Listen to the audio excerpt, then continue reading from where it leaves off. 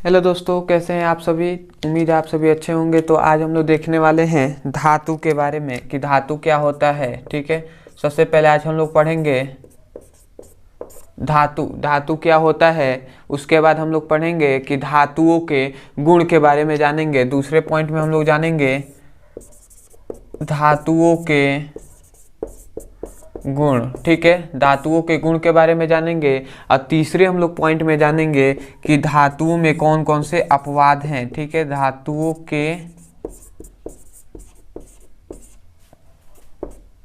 अपवाद। ठीक है, तो इन तीन चीज़ों के बारे में हम पहले जानेंगे कि धातु क्या होते हैं, उसके बाद धातुओं के गुण जानेंगे और तीसरे में जानेंगे धातुओं के अपवाद। ठीक है, तो इसमें क्या क्या अपवाद है, कमियां है, इसमें क्या वैज्ञानिकों ने कमी निकाला। ठीक है, तो इस सभी के बारे में आज हम लोग डिस्कस करने वाले हैं। तो चलिए दोस्तों देखते हैं धातुओं के बारे में।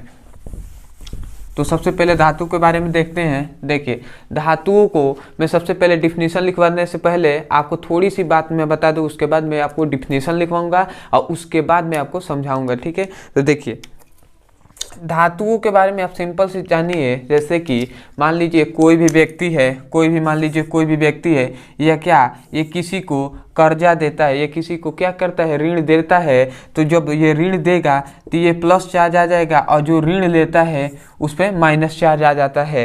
तो जो कोई जो देता है उसी को हम धातु कहते हैं। सिंपल सी मतलब अगर देखा जाए तो जो किसी को पैसा देगा, मतलब हम लोग के क्या है, हम लोग मतलब पैसा देते हैं। तो इस तरह मैं कह सकता हूँ कि कोई भी जो पैसा देता है उसे हम धातु कहते हैं। उस पर चार्ज क्या आ जाएगा, पॉजिटिव चार्ज आ जाएगा, धनात्मक चार्ज आ जाएगा। तो धातुओं में सेम ऐसा ही होता है। मतलब कहने का मतलब है वे तत्व जो तत्व होते हैं, वे तत्व जो सामान्य रासायनिक अभिक्रिया में अपने परमाणुओं में से इलेक्ट्रॉनों को क्या करते हैं, एक या एक से अधिक इलेक्ट्रॉनों को क्या करते हैं, त्याग देते हैं या दे देते हैं किसी को, और धनायन बनाने की क्या रखते हैं, प्रवृत्ति रखते हैं, उन्हें धातु कहते हैं। नहीं समझ में आएगा तो कोई दिक्कत नहीं है, मैं आपको पहले डिफिनीशन लिखवाता हूँ, उसके बाद मैं आपको अच्छे से समझाऊंगा। ठीक है, धातु किसे कहते हैं। देखिए डिफिनीशन यही होगा कि धातु, डिफिनेशन ये लिखेंगे, वे तत्व। ठीक है, वे तत्व जो सामान्य रासायनिक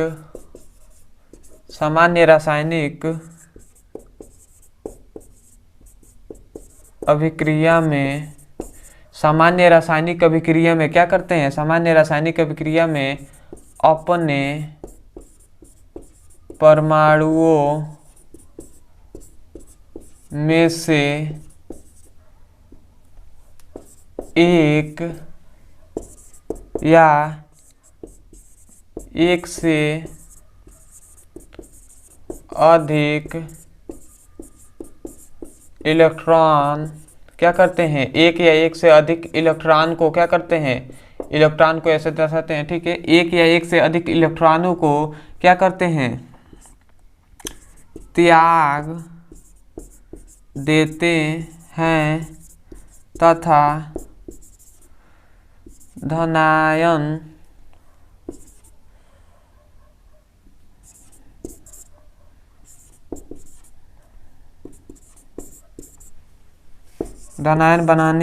बनने की क्या रखते हैं, प्रवृत्ति रखते हैं।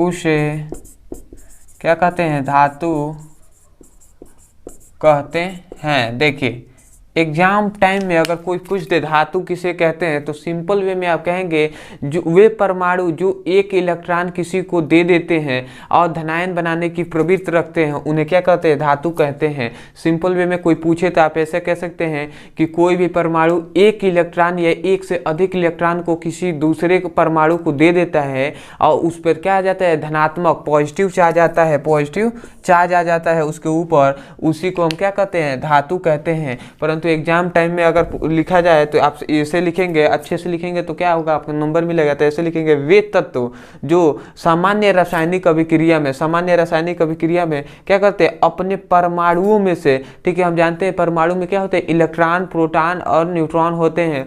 तो परमाणुओं में से क्या है, एक या एक से अधिक, मतलब एक भी हो सकता है या एक से अधिक इलेक्ट्रॉन को क्या करते हैं, त्याग देते हैं। मतलब एक या एक से अधिक इलेक्ट्रॉनों को किसी को दे देते हैं तथा धनायन बनाने की प्रवृत्ति रखते हैं। मतलब धन आयन मतलब धनात्मक, पॉजिटिव क्या है, बनाने के गुण रखते हैं, उन्हें धातु कहते हैं। ठीक है, तो मान लीजिए जो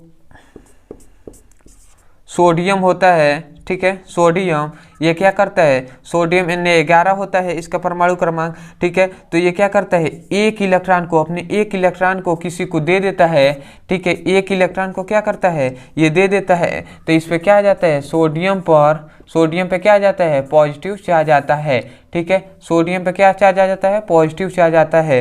जब ये सोडियम Na11 इसका परमाणु क्रमांक होता है। ठीक है, तो ये सोडियम है, एक इलेक्ट्रॉन दे देता है। ठीक है, एक इलेक्ट्रॉन क्या करता है, दे देता है, तो इस पे क्या आ जाता है, पॉजिटिव चार्ज आ जाता है। ठीक है, तो यही क्या है, धातु है। जिस पर पॉजिटिव चार्ज आ गया उसे जान लीजिए कि वो धातु है, या जो इलेक्ट्रॉन को किसी को दूसरे को देता है उसे धातु कहते हैं। तो उम्मीद है बहुत अच्छे समझ में आया होगा। अब देखते हैं धातुओं के गुण। ठीक है, धातुओं के गुण हम देखेंगे। धातुओं के एग्जाम्पल में आप क्या कह सकते हैं, कॉपर कह दीजिए। धातुओं के उदाहरण मैंने नहीं दिया, देखिए धातुओं के उदाहरण। ठीक है, धातुओं के उदाहरण में आप सबसे पहला दे सकते हैं, देखिए धातुओं के बहुत से उदाहरण है। सबसे पहला दे दीजिए Cu, कॉपर है। ठीक है, इसको क्या लिखते हैं, कॉपर। ठीक है, दूसरा आप दे सकते हैं Ag मतलब चांदी। ठीक है, तीसरा आप एग्जाम्पल में दे सकते हैं Au मतलब सोना है। ठीक है, चौथा आप दे सकते हैं जो ये क्या था, सोडियम है।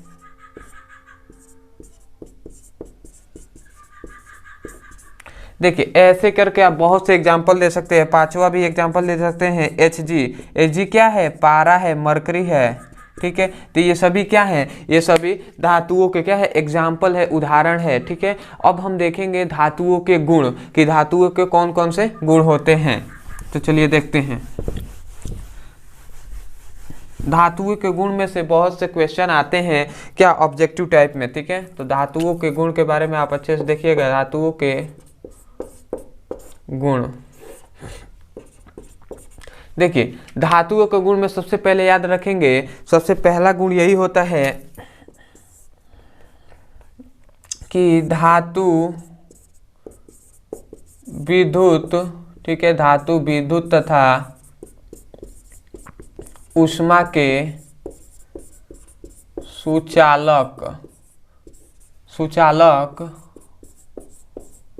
होते हैं। ठीक है, धातु क्या होते हैं, धातु विद्युत तथा ऊष्मा के क्या होते हैं, सुचालक होते हैं। मतलब सुचालक कहने का मतलब यह है कि धातु में विद्युत और ऊष्मा बहुत जल्दी क्या होता है, प्रवाहित होता है। इसमें क्या किया जाए, विद्युत प्रवाहित करने पर बहुत तेजी से प्रवाहित होगा, और ऊष्मा अगर प्रवाहित किया जाए तो ऊष्मा भी बहुत तेजी से। इसलिए धातुओं को थोड़ा सा गर्म, अगर मान लीजिए इतना बड़ा क्या है, कोई धातु है, और यहाँ पर हम क्या किया जाएगा, यहाँ पे हम गर्म करेंगे तो यहाँ पर भी क्या होता है, गर्म हो जाता है ये धातु। मतलब बहुत तेजी से क्या होता है, गर्म होते होते यहाँ तक पहुँच जाता है। ठीक है, तो यही कहने का मतलब है कि धातुओं में विद्युत तथा ऊष्मा का सुचालक होता है। दूसरा याद रखेंगे, धातु सामान्यतः ठोस होते हैं। धातु क्या होते हैं, धातु सामान्यतः ठोस होते हैं। और तीसरा गुण याद रखेंगे, मतलब ठोस का मतलब तो आपको पहले वीडियो में मैंने बता दिया। ठोस क्या होते हैं, जिसका आकार, आयतन, सब ऊंचाई क्या होता है, निश्चित होता है, उसे हम क्या कहते हैं, आयतन निश्चित होता है, उसे ठोस कहते हैं। ठीक है, तो ये हो गया 2 गुण। तीसरा गुण याद रखेंगे, धातुओं में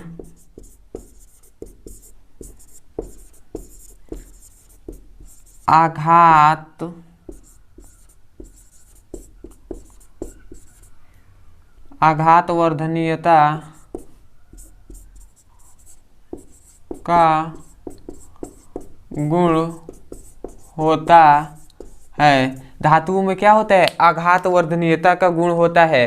देखिए आघात वर्धनीयता क्या होता है,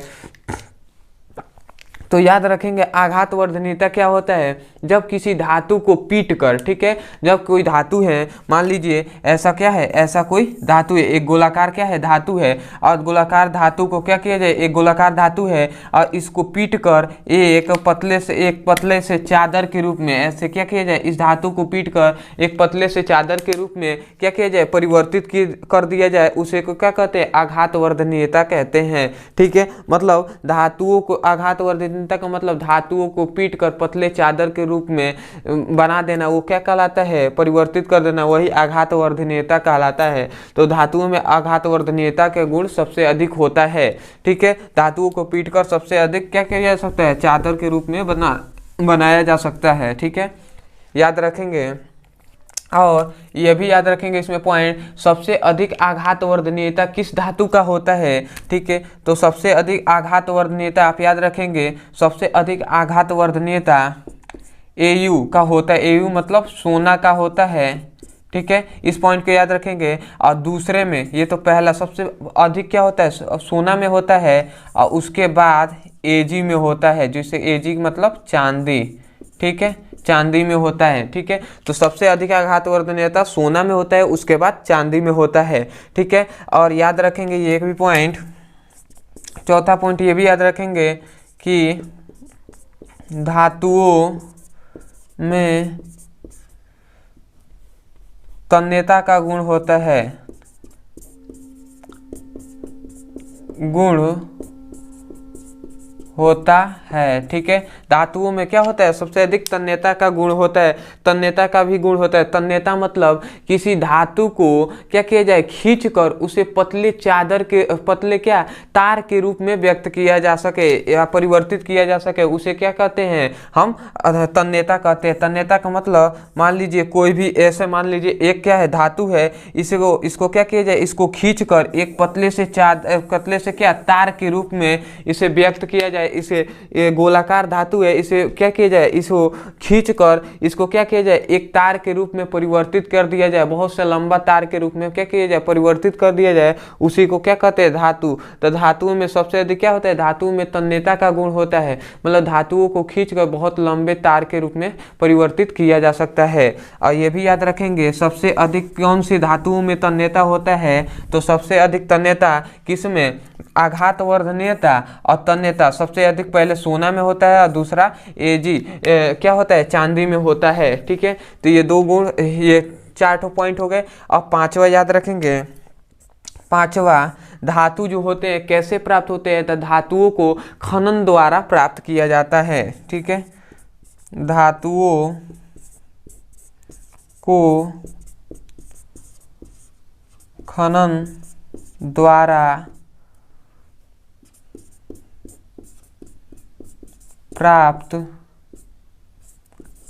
किया जाता है। धातुओं को कैसे, धातुओं को खनन द्वारा प्राप्त किया जाता है, मतलब पृथ्वी के अंदर खूंद कर उसे क्या किया जाए, खोद कर उसे निकाला जाता है। जब खुनाई किया जाता है पृथ्वी के अंदर, तो क्या होता है, वहीं से क्या होता है, धातुओं निकलते हैं। तो धातुओं को खनन द्वारा क्या किया जाता है, प्राप्त किया जाता है।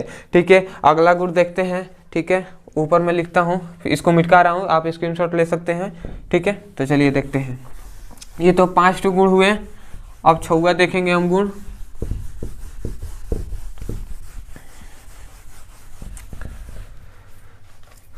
छठवां गुण यह होगा कि धातुओं में सबसे अधिक क्या होता है, धातुओं में सबसे अधिक घनत्व होता है। मतलब धातुओं में क्या होता है, सबसे अधिक घनत्व, घनत्व होता है मतलब क्या होते हैं, धातु बहुत ही कठोर होते हैं। घनत्व का मतलब क्या, मान लीजिए ये कोई धातु है, इसके क्या है, परमाणु जो होते हैं, इसके जो कण होते हैं, जो अणु होते हैं, ये क्या होते हैं, एक दूसरे में बहुत अधिक क्या होते हैं, चिपके हुए होते हैं, सटे हुए होते हैं, इसलिए इसका घनत्व क्या होता है, अधिक होता है। जब अणु एक दूसरे में बहुत क्या होंगे, चिपके हुए होंगे, सटे हुए होंगे, तो उसका घनत्व उसी को कहते हैं। तो ठीक है, तो धातुओं में क्या होते हैं, अणु बहुत एक दूसरे में बहुत अधिक चिपके हुए होते हैं, उसी को क्या कहते हैं, घनत्व। तो धातुओं में घनत्व सबसे अधिक होता है। ठीक है, और इसीलिए धातुओं में सबसे अधिक घनत्व होने के लिए तो सबसे छौआ क्या हो गया, ये छौआ है, छौआ में क्या होता है, धातुओं में सबसे अधिक घनत्व होता है। और इस घनत्व के कारण ही क्या होता है, धातुओं का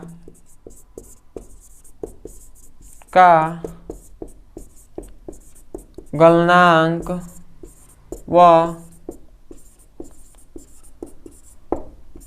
व क्वथनांक उच्च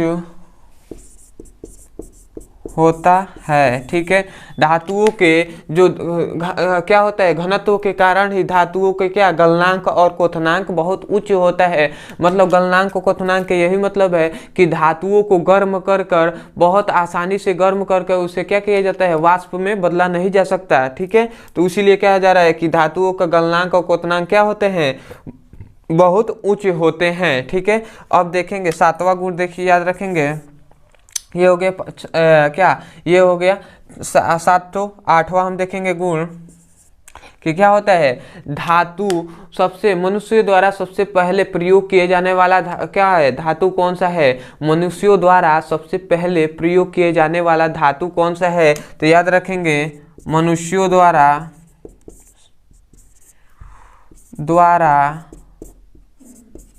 सबसे पहले प्रयोग किए जाने वाला धातु, मनुष्यों द्वारा सबसे पहले प्रयोग किए जाने वाला धातु कौन सा है। तो याद रखें, Cu है। Cu का मतलब क्या, कॉपर। ठीक है, कॉपर है। कॉपर मनुष्यों द्वारा सबसे पहले प्रयोग किए जाने वाला धातु क्या है, कॉपर है। ठीक है, अब याद रखेंगे क्या, अगला याद रखेंगे कि धातुओं में क्या होता है, धातु क्या होते हैं, सबसे अधिक धातुओं क्या होते हैं, विद्युत तथा ऊष्मा के सबसे अधिक क्या होते हैं, सुचालक होते हैं। इस सबसे पहला गुण यही लिखवाया था मैंने कि धातु क्या होते हैं, विद्युत तथा ऊष्मा के सुचालक होते हैं। परंतु सबसे अधिक विद्युत के कौन से धातु सुचालक होते हैं। तो याद रखेंगे कि विद्युत के सबसे अधिक सुचालक, ठीक है, विद्युत के सबसे अधिक सुचालक कौन होते हैं, मतलब कौन ऐसा धातु है जिसमें विद्युत बहुत अधिक तेजी से प्रवाहित होगा। तो याद रखेंगे वो क्या है, Ag है। Ag मतलब चांदी है। ठीक है, तो आज ये क्या है, यही इसका क्या है, 9 ठो गुण हो गया। 9 ठो क्या है, इसके गुण मैंने बता दिया। अब देखेंगे, उम्मीद है कि 9 ठो गुण आपको बहुत अच्छे से समझ में आया होगा। अब देखते हैं हम कि धातुओं के अपवाद के बारे में, कि क्या है, धातुओं में क्या कुछ अपवाद है जो बताया गया, उसमें से थोड़ा सा क्या है, रूल में क्या है, मिस्टेक है। ठीक है, तो वो क्या है, चलिए देखते हैं अपवाद क्या है इसमें।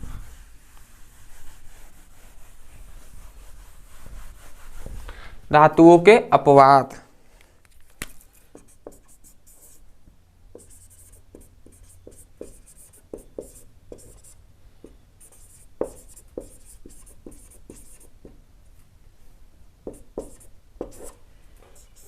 देखिए धातुओं में सबसे देखिए, धातुओं के बारे में हमने पढ़ा है कि धातु क्या होते हैं, सामान्यतः ठोस अवस्था में होते हैं। धातु क्या होते हैं, धातु ठोस होते हैं। ठीक है, परंतु Hg जो पारा है, जो पारा है, पारा एक धातु है जो क्या होते हैं, पारा द्रव अवस्था में पाया जाता है। ठीक है, जो धातु होते हैं वो क्या होते हैं, ठोस अवस्था में पाए जाते हैं, परंतु जो सॉरी, जो पारा है वो क्या है, द्रव अवस्था में पाया जाता है। ये सबसे पहला इसका अपवाद है कि सभी धातुएं क्या होते हैं, ठोस होते हैं, परंतु जो पारा है वो क्या होते हैं, लिक्विड अवस्था में पाई जाती है। ठीक है, लिक्विड फॉर्म में पाई जाती है, मतलब द्रव अवस्था में पाई जाती है। दूसरा याद रखेंगे कि जो पारा है, पारा जो है, पारा क्या होते हैं,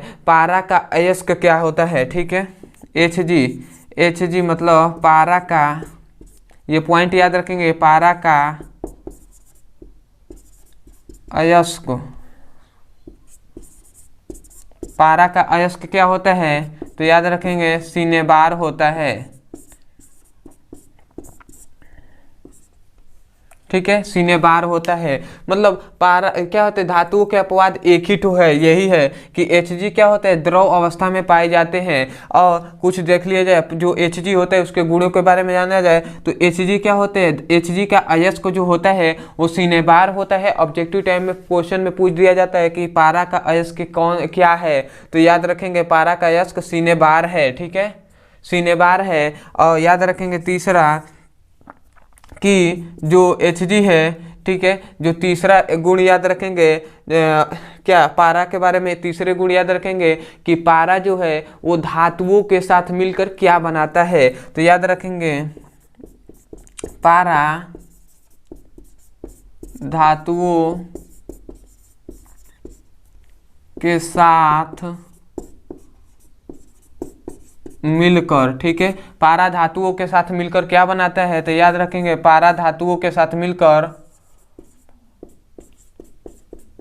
अमलगम बनाता है। ठीक है, पारा क्या होता है, पारा धातुओं के साथ मिलकर, ठीक है, क्या बनाता है, अमलगम बनाता है। तो पारा किसके साथ अमलगम नहीं बनाता, ये भी एक क्वेश्चन है, तो याद रखेंगे ऑब्जेक्टिव टाइम में पूछ सकता है कि पारा किस धातुओं के साथ अमलगम नहीं बनाता है, तो याद रखेंगे जो Hg है, जो पारा किसके साथ, पारा जो होते हैं, पारा किसके साथ अमलगम नहीं